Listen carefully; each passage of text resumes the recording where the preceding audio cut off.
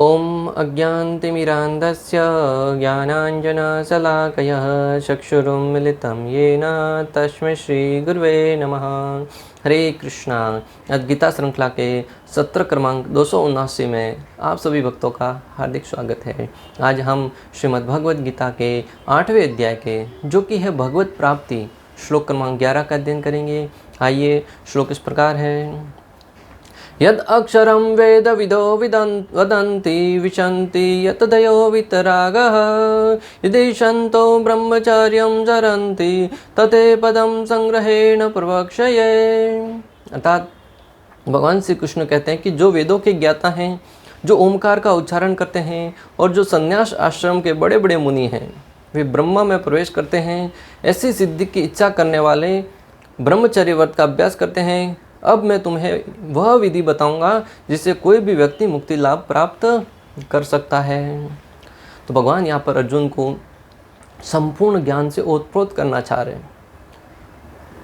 अंत में जाके बताएंगे भगवद गीता के कि तुम सारे धर्मों का त्याग करके मेरी शरण में आ जाओ, परंतु अर्जुन की सुविधा के लिए, अर्जुन के ज्ञान के लिए सारे के सारे ज्ञान को बता रहे हैं कि किस प्रकार वेदों का अध्ययन करने से, ब्रह्मचर्य व्रत का पालन करने से कौन सी विधि जो आध्यात्मिक मार्ग में आपको उन्नति में सहायक हो सकती हैं। उन सारी की सारी विधियों का भगवान श्री कृष्ण अर्जुन को पूर्ण ज्ञान प्रदान कर रहे हैं। और उसी के तहत यहाँ पर कह रहे हैं कि जो वेदों के ज्ञाता हैं, अर्थात जो वेदों को जान लेंगे, वो स्वाभाविक है भगवान श्री कृष्ण को संपूर्ण वेदों को सार के रूप में समझेगा कि वेदों का सार यही है कि भगवान श्री कृष्ण के बारे में जाना जाए। वेदेषु सर्वैर अहम एव वेद्यो वेदांत कृत विदेव शाहम। वेदों का सार यही है कि वेदों का अर्थ यह है कि वेदों को पढ़कर व्यक्ति भगवान श्री कृष्ण को जान सके, और जब वेदों को जान जाएगा भगवान श्री कृष्ण की शरणागति स्वीकार करेगा और उस अवस्था में वो भगवान को प्राप्त करेगा। जो ओमकार का उच्चारण करने वाले, ओमकार है वो भी भगवान श्री कृष्ण कहते हैं कि मेरा ही प्रतिनिधित्व करता है।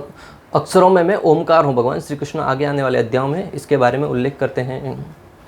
जो संन्यास आश्रम के बड़े बड़े मुनि हैं वे ब्रह्म में प्रवेश करते हैं, और उसके लिए क्या करना पड़ता है? ब्रह्मचर्य व्रत का पालन करना पड़ता है। और संन्यास आश्रम में रहते हुए जब साधु है, तपस्वी है, इन सारी विधियों का पालन करते हुए जब भगवान श्री हरि में अपना ध्यान लगाता है, भोग के मध्य अपने प्राणों को स्थित करके अपने प्राणों को त्यागता है, उस अवस्था में वो भगवान को प्राप्त करता है। ऐसे वे ब्रह्म में प्रवेश करते हैं, वो भगवान के ब्रह्म स्वरूप में प्रवेश करते हैं। हम पढ़ चुके हैं पहले कि भगवान के 3 स्वरूपों के द्वारा भगवान को जाना जा सकता है, ब्रह्म, परमात्मा और भगवान। जो प्रारंभ है वो ब्रह्म है, और थोड़ा ज्ञान अर्जित करते हैं परमात्मा तक पहुँचते हैं, और जो पूर्ण ज्ञानी होते हैं वो भगवान के साकार रूप में प्रवेश करते हैं। भगवान श्री कृष्ण के साकार रूप में भगवान के साथ नित्य उनके धाम में रहते हुए उनके साथ लीलाएं करते हैं और अनेक प्रकार के आनंद का अनुभूति करते हैं। ऐसी सिद्धि की इच्छा करने वाले ब्रह्मचर्य व्रत का अभ्यास करते हैं, और ऐसी सिद्धि प्राप्त करने के लिए ब्रह्मचर्य व्रत है वो अनिवार्य है। हम परिवार में रहते हुए इन सारी की सारी विधियों का पालन नहीं कर सकते भक्तों, क्योंकि उसमें एकांत स्थान में जाना होता है। आसन न तो बहुत ऊंचा होना चाहिए, न बहुत नीचा होना चाहिए।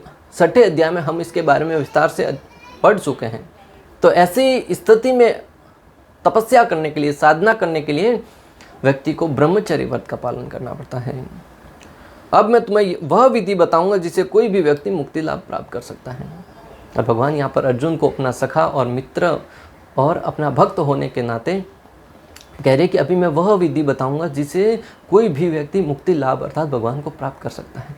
अर्थात परिवार में रहते हुए किसी भी अवस्था में आप भक्ति के द्वारा भगवान श्री कृष्ण को प्रसन्न कर सकते हैं।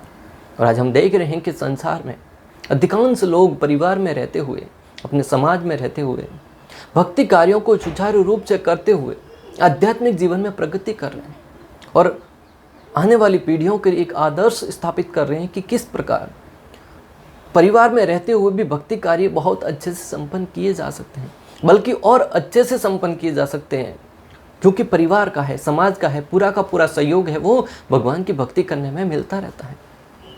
परिवार का, समाज का होना इसलिए ही आवश्यक है क्योंकि उनकी सहायता से हम भगवान श्री कृष्ण की भक्ति और अच्छे से कर सकें।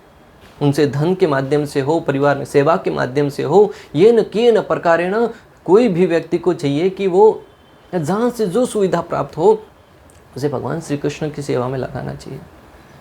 तो भगवान श्री कृष्ण अर्जुन के लिए 60 चक्र योग की विधि का अनुमोदन कर चुके हैं, जिसमें प्राणों को भोहों के मध्य स्थिर करना होता है। जैसा कि हमने पढ़ा पिछले श्लोक में, भगवान श्री कृष्ण अर्जुन को 60 चक्र विधि का वर्णन किए थे, जिसमें प्राणों को भोहों के मध्य स्थिर करना होता है। और उस अवस्था में अगर कोई अपने प्राणों को त्यागता है तो वो निश्चित रूप से भगवान को प्राप्त करता है। यह मानकर कि हो सकता है अर्जुन को 60 चक्र योग अभ्यास न आता हो, श्री कृष्ण इस श्लोक में इसकी विधि बताते हैं। 60 चक्र के बारे में वर्णन तो किया, 60 चक्र योग के बारे में, परंतु भगवान श्री कृष्ण है वो उनको लगा कि हो सकता है अर्जुन को इस विधि का पालन करना नहीं आता हो, इसलिए पिछले वाले श्लोक के बाद 11वें श्लोक में, अभी इस श्लोक में भगवान श्री कृष्ण 60 चक्र योग की विधि का वर्णन कर रहे हैं। बता तो दिया था 60 चक्र योग की विधि से आप मुझे प्राप्त कर सकते हैं, परंतु उसको करने का तरीका क्या है, करने की विधि क्या है, उसके विषय में भगवान इस श्लोक में बता रहे हैं। भगवान कहते हैं कि ब्रह्म यद्यपि अद्वितीय हैं, किंतु उसके अनेक स्वरूप होते हैं। विशेषतया निर्विशेषवादियों के लिए अक्सर यहाँ ओमकार ब्रह्म है। भगवान श्री कृष्ण कहते हैं कि जो ब्रह्म है वो अद्वितीय है, किंतु उनके रूप अनेक हो सकते हैं। 2 रूपों में विशेष रूप से जो निर्विशेषवादी है वो ओमकार के रूप में ब्रह्म का ध्यान करते हैं, ओमकार का उच्चारण करते हुए ब्रह्म में ध्यान लगाते हैं। जैसे श्री कृष्ण और उनके नाम में कोई अंतर नहीं है, जिस प्रकार भगवान और भगवान का नाम अभिन्न है, श्री कृष्ण और श्री कृष्ण के नाम में कोई अंतर नहीं है। श्री कृष्ण के नाम में उतनी ही शक्ति है जितनी श्री कृष्ण में है। भगवान श्री कृष्ण का नाम का उच्चारण करने से हम प्रति क्षण भगवान का अपने साथ रहने का अनुभव कर सकते हैं भक्तों। इसलिए तो भगवान श्री कृष्ण ने कलयुग में अपने हरिनाम के रूप में अवतरित हुए हैं। जो कोई व्यक्ति श्रद्धा पूर्वक, प्रेम पूर्वक भगवान के नाम का जप करता है, हरे कृष्णा कृष्ण कृष्ण हरे हरे, हरे राम राम राम हरे हरे, वह व्यक्ति निश्चित रूप से भगवान श्री कृष्ण की संगति अपने साथ अनुभूति कर सकता है। जिस प्रकार भगवान श्री कृष्ण कालिया नाग के फनों पर नृत्य कर रहे थे, तब कालिया नाग है उसको भगवान के चरण कमलों का स्पर्श से आनंदित हो रहा था। उसी भांति हम भी अपनी जिह्वा रूपी जो सर्प की भांति है, अगर किसी को कड़वे शब्द रूपी बोल देना, सामने वाले को जितना सर्प के काटने से जहर नहीं होता, उतना हमारे शब्द रूपी बाणों के द्वारा वो सामने वाला घायल हो जाता है। तो हमें इस सर्प रूपी जिह्वा के ऊपर भगवान का नृत्य करवाएंगे हरे कृष्ण महामंत्र का, तब कृष्ण है वो हमारे जिह्वा पर नृत्य करते हुए प्रतीत होंगे भक्तों। और उस अवस्था में जिस प्रकार कालिया नाग का सारा जहर है, वो विष है, वो समाप्त हो गया, उसी भांति हमारी जिह्वा में भी जो बोलने की कड़वाहट है वो मधुरता में परिवर्तित हो जाएगी। परंतु शर्त क्या है?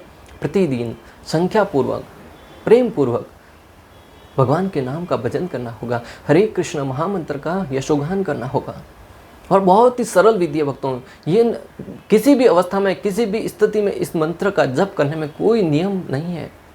मंत्र तस्तंत्र तस्सिद्रम देश काल हर वस्तुतः सर्व करोति निश्चिद्रम अनुसंकीर्तनम। तो अनेक प्रकार के मंत्रों को पढ़ने में देश काल परिस्थिति को ध्यान में रखते हुए उनका उच्चारण करना पड़ता है। गायत्री मंत्र का जब कोई भी व्यक्ति नहीं कर सकता और किसी भी अवस्था में नहीं कर सकते, उसको समय होता है, देश काल परिस्थिति का ध्यान रखते हुए किस अवस्था में कौन व्यक्ति उसका उच्चारण कर सकता है, ब्राह्मण व्यक्ति ही उच्चारण कर सकता है। ऐसे अनेक नियम होते हैं। अगर उन नियमों का पालन नहीं किया जाए तो उस मंत्र का उल्टा प्रभाव पड़ सकता है। परंतु जो हरिनाम है उसके लिए देश काल परिस्थिति किसी भी अवस्था में उसका जप किया जा सकता है और उसका पूर्ण लाभ प्राप्त किया जा सकता है। सबसे बड़ी बात यह है भक्तों। इसलिए तो कलयुग में जब चैतन्य महाप्रभु आए, उन्होंने अपना नाम हरे कृष्ण महामंत्र इस जीवों को प्रदान किया, क्योंकि वो सबसे पावन और सबसे दयावान अवतार थे। वो भक्तों के ऊपर कृपा करने के लिए, जीवों के ऊपर अहेतु की कृपा करने के लिए, उनको पता था कि कलयुग में जीव है वो अल्पायु हैं, अल्पज्ञ हैं, छोटी छोटी बातों पर झगड़ालू है, संचालू है, संकालू है, अनेक प्रकार के दुर्गुण है, वो सारे के सारे कलयुग में भरे पड़े हैं। उस अवस्था में वो वैदिक मंत्रों का उच्चारण तो करना दूर की बात है, उनको ठीक से पढ़ भी नहीं पाएंगे, और अगर पढ़ लिए तो अनेक प्रकार की त्रुटियां करेंगे। इसलिए उन्होंने हरे कृष्ण महामंत्र प्रदान करके जीवों के ऊपर अहेतु की कृपा करी। अगर हम उस अहेतु की कृपा को स्वीकार करके अपने जीवन में लाभ प्राप्त नहीं करते तो कहीं ना कहीं हम अभाग्य हैं भक्तों। इसलिए महाप्रभु की कृपा को हमें हाथों हाथ लेना है और उसे अपने जीवन में उसका पालन करते हुए पूर्ण लाभ प्राप्त करने का प्रयास करना है। ब्रह्म संहिता 5.40 में ब्रह्मा जी कहते हैं, यश प्रभा प्रभवतो जगदंड कोटि कोटि स्वशेष वसुधाति विभूति भिन्नम तद ब्रह्म निष्कलम अनंतम अशेष भूतम गोविंदम आदि पुरुषम तम हम भजामि। ब्रह्मा जी भगवान की स्तुति करते हुए कहते हैं कि मैं आदि पुरुष उन श्री गोविंद भगवान का भजन करता हूँ जो कोटि कोटि ब्रह्मांडों में पृथ्वी आदि समस्त विभूतियों से भिन्न अखंड अनंत एवं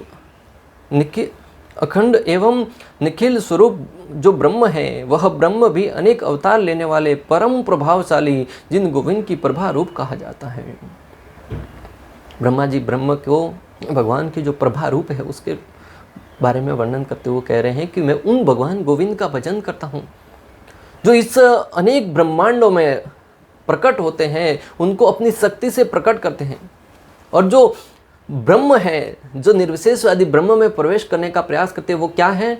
ब्रह्म स्वरूप है, वो भगवान की आभा है, अर्थात शरीर की दिव्य कांति है, दिव्य ज्योति है जो भगवान के शरीर के दिव्य तेज से निकलती है भक्तों।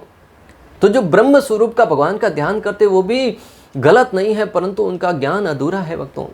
जिस प्रकार सूर्य और सूर्य की रोशनी दोनों अलग है। हम सूर्य की रोशनी को देख के ये नहीं कह सकते मैंने तो सूर्य को देखा है। हाँ, सूर्य को एक तरीके से सूर्य को देखा हुआ माना जाता, गलत भी नहीं है, परंतु वो पूर्ण ज्ञान नहीं है। पूर्ण ज्ञान क्या है? सूर्य को वास्तविकता को जानना कि हाँ, सूर्य प्रकाश के पीछे सूर्य का साकार रूप है।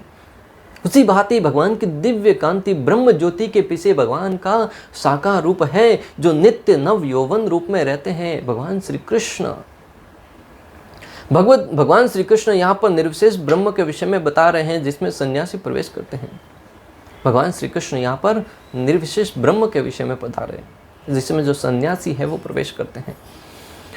ज्ञान की वैदिक पद्धति में छात्रों को प्रारंभ से ही गुरु के पास रहने से ब्रह्मचर्य व्रत का पालन करते हुए ओमकार का उच्चारण करने तथा निर्विशेष ब्रह्म की शिक्षा दी जाती थी। यह प्रथा छात्रों के आध्यात्मिक जीवन के विकास के लिए अत्यधिक आवश्यक थी। वैदिक सभ्यता में भक्तों जो छात्र होते थे वो प्रारंभिक 25 वर्षों तक गुरुकुल में रहकर अपने गुरु के आश्रय में रहकर ब्रह्मचर्य व्रत का पालन करते हुए वे ज्ञान अर्जित करते थे। आज की तारीख में तो 5 साल, 10 साल, 7 साल, 8 साल के बच्चों को ही ब्रह्मचर्य व्रत के बारे में कोई ज्ञान नहीं है। वो 10 वर्ष की उम्र में आते आते तो पूर्ण रूप से टीवी, इंटरनेट के माध्यम से बच्चे हैं वो पूर्ण रूप से गलत आदतों में फंस जाते भक्तों। तो आज की तारीख में उनकी ये आशा रखना कि ब्रह्मचर्य व्रत का पालन करेंगे बहुत कठिन है। इसलिए ये जो विधि है वो भी कठिन मानी जाती है, क्योंकि ये विधि का पालन करने के लिए ब्रह्मचर्य व्रत का पालन करना अनिवार्य है। और ब्रह्मचर्य व्रत का पालन किए बिना इस विधि का पालन करना मुश्किल ही नहीं, नामुमकिन है। ऐसा मैंने वैदिक शास्त्र और आचार्यगण कहते हैं। भौतिक ज्ञान अर्जित करने के लिए किसी प्रकार की पात्रता की आवश्यकता नहीं होती। जीवन की किसी भी अवस्था में या स्थिति में उसे प्राप्त किया जा सकता है, जैसा कि आज किया जा रहा है, नशा करते हुए, व्यभिचार, जुआ और मांसाहार करते हुए। भक्तों, आज की तारीख में लोग जो भौतिक ज्ञान है उसको आध्यात्मिक ज्ञान से तुलना करते हुए प्रतीत होते हैं, परंतु आचार्यगण समझाते हैं कि जो भौतिक ज्ञान है उसके लिए किसी प्रकार के नियमों की आवश्यकता नहीं है, किसी प्रकार के शुद्धता की आवश्यकता नहीं है। किसी भी अवस्था में, किसी भी स्थिति में भौतिक ज्ञान अर्जित किया जा सकता है, जैसा कि आज लोग कर रहे हैं। कॉलेज में जाते हैं अध्ययन करने के लिए और जो विद्यार्थी होते हैं वो सिगरेट पीते हैं, मादक द्रव्यों का सेवन करते हैं, जुआ खेलते हैं, मांसाहार करते हैं, पर स्त्री संग पूर्ण रूप से सारे के सारे जो गलत व्यवहार है उसमें डूबे रहते हैं। और मैं तो यूं कहूँगा कि जो विद्या जैसे मंदिर में जाकर और भी अधिक रूप से ये सारे के सारे घिनौने अपराध होते हैं, बल्कि उसके विपरीत जो गांवों में अशिक्षित हैं, जो अपने दैनिक कार्यों में लगे रहते हैं, वो इन सारे के सारे जो गलत कार्य हैं उनसे पूर्ण रूप से दूर रहते हैं, क्योंकि उनके रक्त में, उनके खून में कहीं न कहीं वैदिक ज्ञान समाहित है। वो आज भी ये सारे के सारे जो कुरीतियाँ हैं, जो अनेक प्रकार के अपराध हैं, उनको करना तो दूर की बात है, उनके विषय में सुनना भी पसंद नहीं करते। गांव का कोई व्यक्ति अगर शहर में आ जाए, टीवी के समक्ष बैठ के उनको दिखाया जाए जो अर्धनग्न वस्त्र पहन के स्त्रियां नृत्य करती हैं, उसको देखकर उनके हृदय में, उसके आंखों में स्वाभाविक ही हम देख सकते हैं शर्म महसूस होती है। उनकी आंखों में हम पूर्ण रूप से सीधा सीधा देख सकते हैं कि उनकी आंखें शर्म से झुक जाती हैं।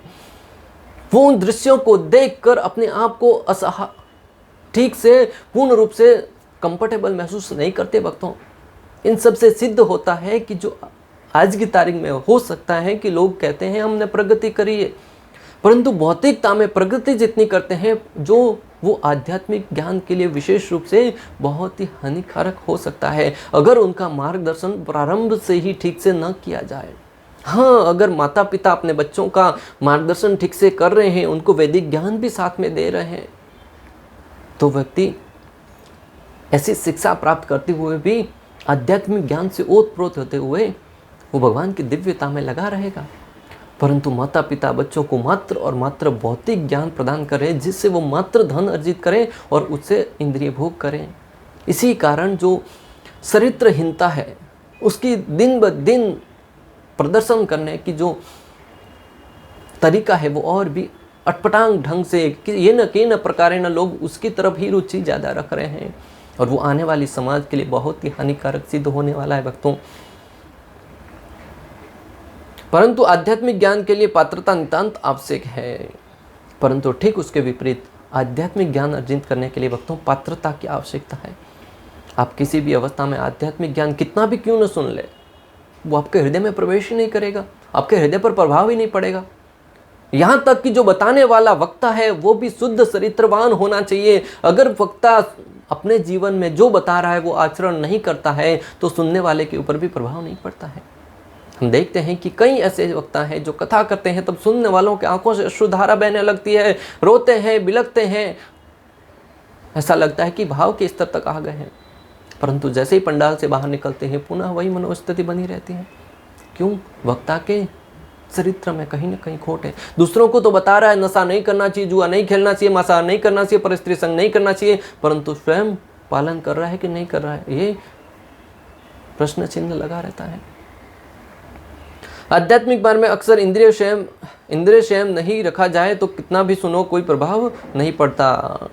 और भगवत गीता 4.39 में इसके बारे में भगवान श्री कृष्ण पहले ही बता चुके हैं कि इंद्रिय संयम नहीं रखा जाए तो आध्यात्मिक विषयों के बारे में कितना ही क्यों न पड़े कोई प्रभाव नहीं पड़ता। भगवान श्री कृष्ण कहते हैं श्रद्धावान लभते ज्ञानम तत्परः संयम तेन्द्रिय ज्ञानम लब्ध्वा परां शांतिं श्रेयम् अधिगच्छति। जो श्रद्धालु दिव्य ज्ञान में समर्पित है और जिसने इंद्रियों को वश में कर लिया है वह इस ज्ञान को प्राप्त करने का अधिकारी है और इसे प्राप्त करते ही वह तुरंत आध्यात्मिक शांति को प्राप्त होता है। भगवान कह रहे हैं कि जिसने इंद्रिय संयम किया है, इंद्रियों को वश में किया है, वही व्यक्ति आध्यात्मिक ज्ञान प्राप्त करने का अधिकारी होता है। और जो आध्यात्मिक ज्ञान प्राप्त करने का अधिकारी बन जाता है वो तुरंत आध्यात्मिक शांति प्राप्त करता है भक्तों, आध्यात्मिक लोकों में प्रवेश करने का अधिकारी बन जाता है। भगवान श्री कृष्ण स्वयं कह रहे हैं। और जो व्यक्ति इंद्रियों को वश में नहीं कर पाया है, इंद्रियों को जीत नहीं पाया है, वह व्यक्ति आध्यात्मिक ज्ञान नहीं प्राप्त कर सकता। आध्यात्मिक ज्ञान के लिए और भगवान को प्रसन्न करने के लिए 3 बातों का ध्यान रखना होता है। इंद्रिय संयम, दूसरों पर दया करना, जिस स्थिति में भगवान रखे उसमें संतुष्ट रहना। आध्यात्मिक ज्ञान और भगवान को संतुष्ट करने के लिए 3 बातें ध्यान में रखनी होती है। पहला, इंद्रियों का संयम होना चाहिए। दूसरा, दूसरों पर दया करनी चाहिए।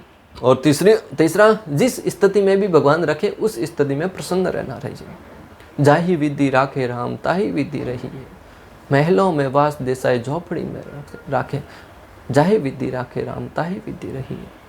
चाहे महलों में रखे या झोपड़ी में वास दे भगवान, जिस स्थिति में प्रभु श्री रामचंद्र हमें रखे उस स्थिति में हमें रहकर कभी भी शिकायत नहीं करनी है, हमेशा प्रसन्न रहना है। सुदामा क्या था? गरीब था पूर्ण रूप से, फिर भी भगवान से एक शिकायत नहीं थी।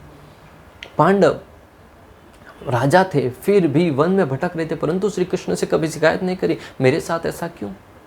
आज की तारीख में हम छोटी छोटी बात पर, जीवन में अगर कोई छोटा सा कार्य भी हमारे फेवर में ना आए ना, हम तुरंत प्रश्न चिन्ह लगाते हैं, मेरे साथ ऐसा क्यों।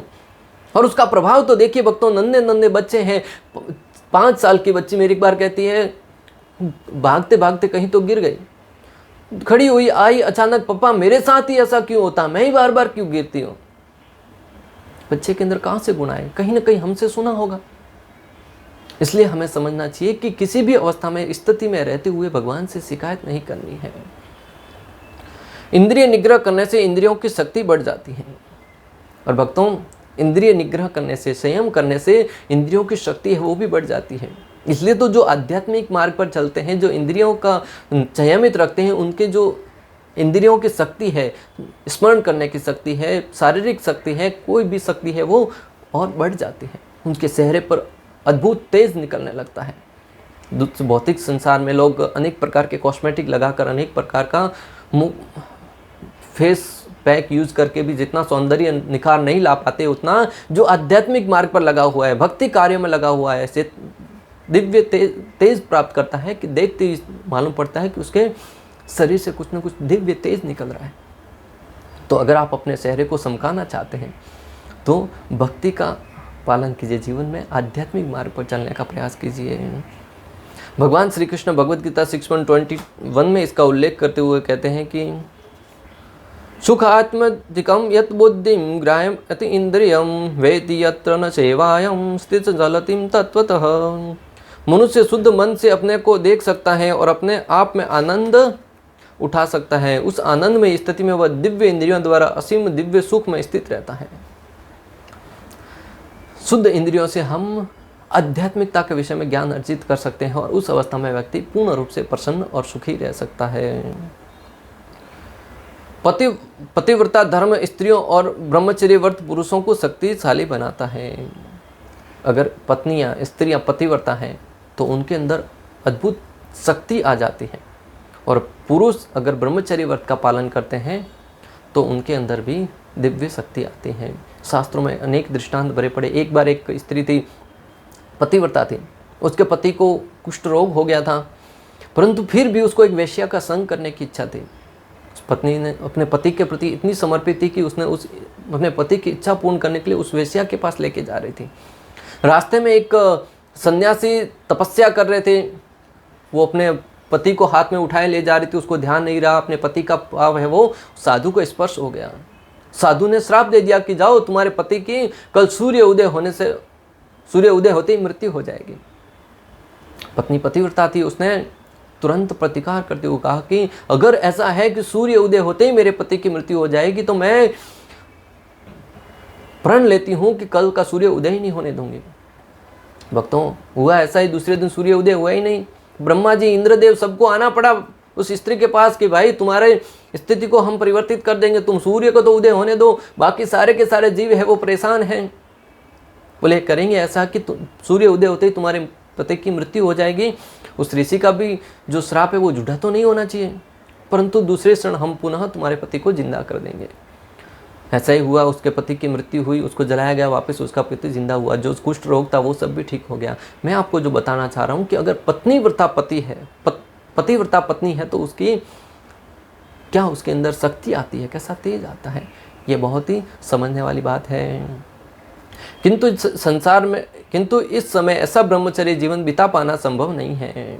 किंतु इस समय भक्तों ऐसा ब्रह्मचर्य जीवन बिता पाना संभव नहीं है। विश्व का सामाजिक ढांचा इतना बदल चुका है कि छात्र जीवन के प्रारंभ से ही ब्रह्मचर्य जीवन बिताना संभव नहीं है, क्योंकि विश्व का ढांचा ही ऐसा बदल चुका है। भक्तों, जैसे जैसे कलयुग आगे बढ़ रहा है, परिस्थितियाँ परिवर्तित हो रही हैं, परिस्थिति के समय परिवर्तन ही संसार का नियम है। और आज की तारीख में प्रारंभ में ब्रह्मचर्य व्रत का पालन करना कठिन नहीं, नामुमकिन है भक्तों, मुश्किल है। यद्यपि विश्व में ज्ञान की विभिन्न शाखाओं के लिए अनेक संस्थाएं हैं, किंतु ऐसी मान्यता प्राप्त एक भी संस्था नहीं है जहां ब्रह्मचर्य के सिद्धांतों की शिक्षा प्रदान की जा सके। आज संसार में ऐसे अनेक संस्थाएं हैं जहां पर आध्यात्मिक ज्ञान तो प्रदान किया जाता है, परंतु ऐसी एक भी संस्था नहीं है जहां पर ब्रह्मचर्य के बारे में ज्ञान दिया जाए। और उनको यहाँ तक तो अपने आप को आध्यात्मिक संस्था मानने वाले ऐसे अनेक हैं जो कहते हैं कि पूर्ण रूप से इंद्रिय भोग करो और उसमें आपको भगवान प्राप्त होंगे। ब्रह्मचर्य के बिना आध्यात्मिक जीवन में उन्नति कर पाना अत्यंत कठिन है। अतः इस कलयुग के लिए शास्त्रों के आदेशानुसार भगवान श्री चैतन्य महाप्रभु ने घोषणा की कि भगवान श्री कृष्ण के पवित्र नाम के जप के अतिरिक्त परमेश्वर के साक्षात्कार का कोई अन्य उपाय नहीं है। भक्तों, इस कलयुग में विशेष रूप से ब्रह्मचर्य व्रत का पालन करना अत्यंत कठिन है और ब्रह्मचर्य व्रत का पालन किए बिना इन 60 चक्र योग विधि और जो भी बाकी सारी की सारी तपस्या की विधि हैं उनका पालन करना अत्यंत कठिन है। इसलिए परम अवतारी श्री चैतन्य महाप्रभु कलयुग में अवतरित हुए और उन्होंने हरे कृष्ण महामंत्र हमें प्रदान किया, जिसका जप करके प्रत्येक व्यक्ति अपने जीवन में आध्यात्मिक लाभ प्राप्त कर सके और अपने जीवन को उन्नत बनाते हुए भगवान श्री कृष्ण के श्री चरणों की सेवा प्राप्त कर सके। इस प्रकार श्लोक क्रमांक 11 का भक्ति वेदांत तात्पर्य पूर्ण हुआ। अंत तक हमारे साथ बने रहने के लिए आप सभी का हृदयपूर्वक प्रेम पूर्वक बहुत बहुत धन्यवाद। श्रील प्रभुपाद की जय। श्री श्री राधा गोपीनाथ भगवान की जय। श्रीमद् भगवद गीता की जय। हरे कृष्णा कृष्ण कृष्ण हरे हरे, हरे राम